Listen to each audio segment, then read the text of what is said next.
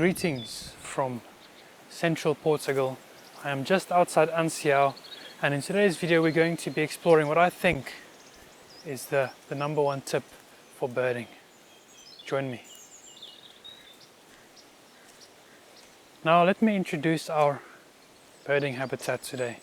So today we'll be birding in an oak forest. Now Portugal is very much dominated by planted eucalyptus plantations, and so that you'll see a lot of eucalyptus forests around.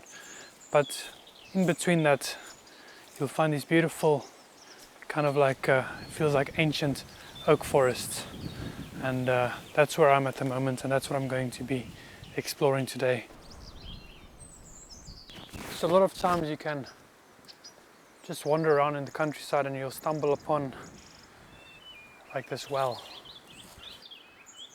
In this well you can see there's still quite a nice high level of water, and I think a lot of people still use these wells for watering like their crops and even for their homes, but I'm not 100% sure.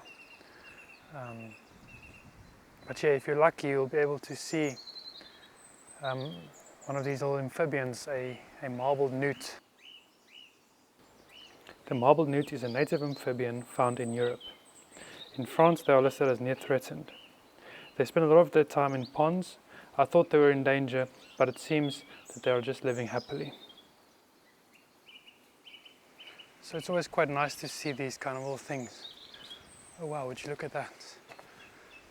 Let's go a bit closer. I think I've just seen a little bird fly across the tree line here. So yeah, it just landed on this old kind of pointy tree.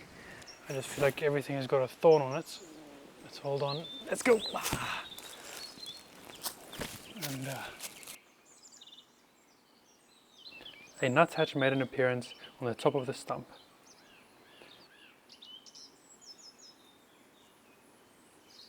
It seems they made a nest where a woodpecker made a hole.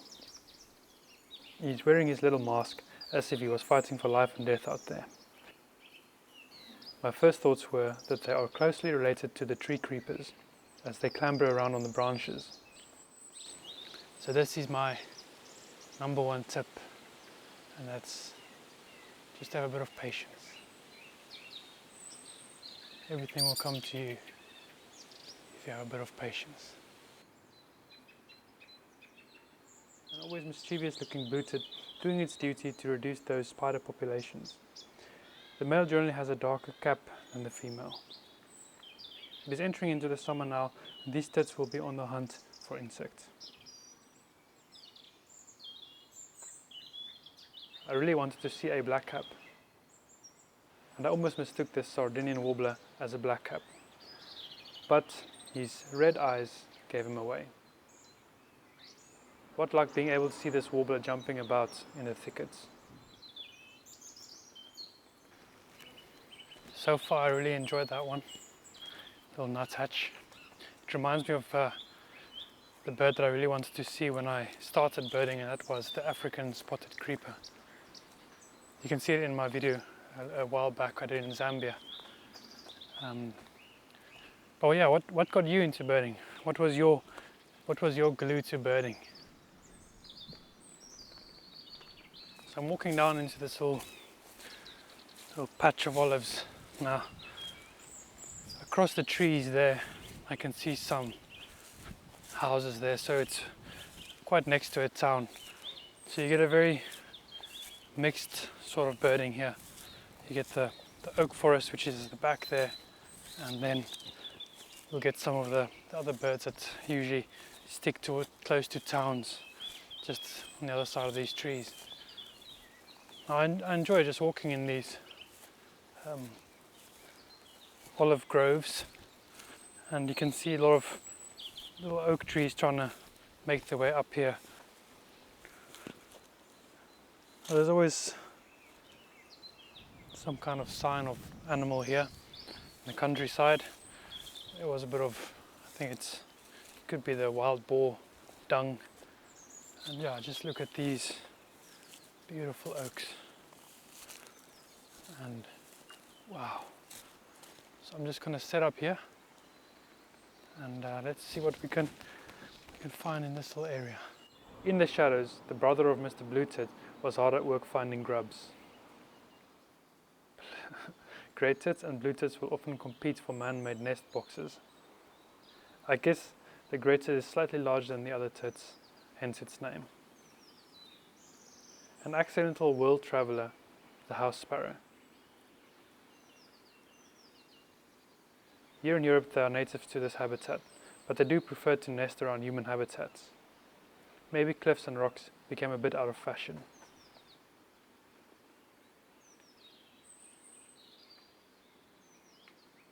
A willow warbler made an appearance, cleaned his beak and dashed off back into the woodland. The reason I went for patience for this video is because coming from a subtropical side of South Africa, there's just an abundance of birds. Everywhere you go you'll see lots of species, and I've quite had a struggle to find a lot of bird species here. I'm just not used to this kind of environment, I guess. So I just need to be a bit patient and I'll be able to see all these beautiful birds. And they have been quite beautiful, I must say. I love all sorts of birds, and to be able to be birding on this side of the world is just a privilege. And that's why you always just need a bit of patience, and you'll see everything you need to see. So the habitat's changing a bit here on my right. I think I'm getting close to the end of my little trail here. It's a very short trail, but I'm hearing a lot of bird activity on my left, so I'm going to be standing in this little bush here with my binoculars and just waiting to see what comes by. Forestry manager Mr. E. Robin has to make sure that his forest patch produces the utmost best vocal melodies. I thought that I was not going to see this little bird, the common Firecrest. They have an extremely colourful and striking stripe of orange-red on the head. It is that time of the year again, and this Firecrest is shopping for some insulation for the nest.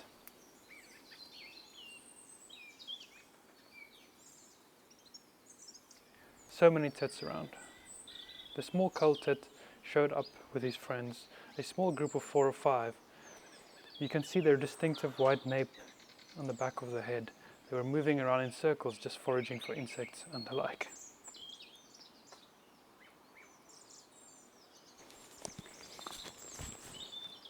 Yeah, that little call there. That's the Firecrest. And wow, have I been lucky now to witness that little, very detailed little bird. Quite lucky.